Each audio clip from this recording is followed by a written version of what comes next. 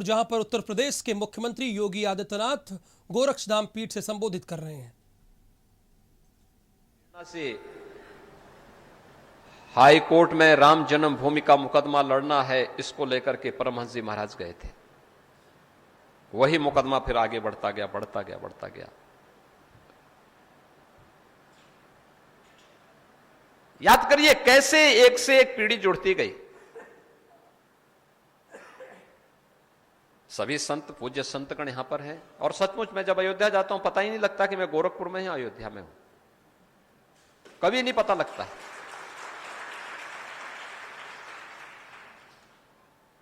सभी लोग ऐसे लगते हैं जैसे अपने लोग हैं, सब अपने साथ एक साथ मिलकर के अपने घर जैसा माहौल दिखता है। और मुझे भी नहीं लगता है।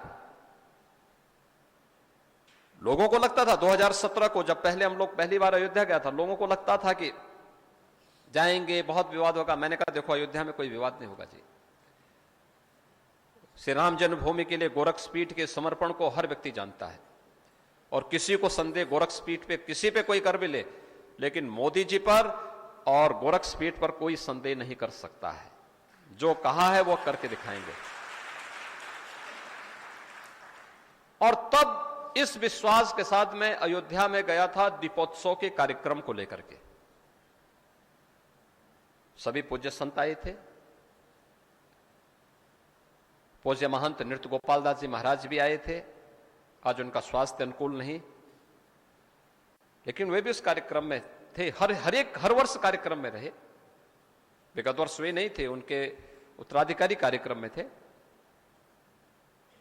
लेकिन दीपोत्सव ने एक एक संत की भावना,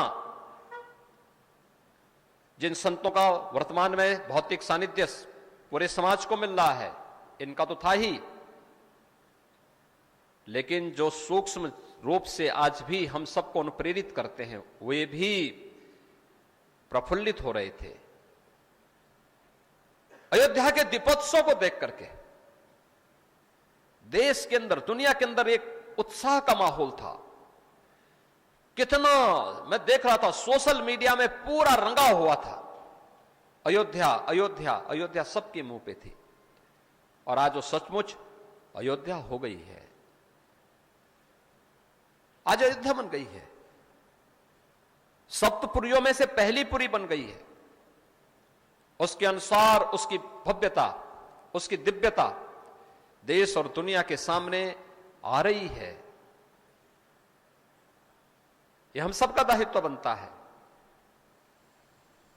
अपने मान बिंदुओं की पुनर्स्थापना के लिए, उनके संरक्षण के लिए, उनकी भव्यता और दिव्यता को बनाए रखने के लिए, उनके वैदिक, उनके पौराणिक स्वरूप को बनाए रखने के लिए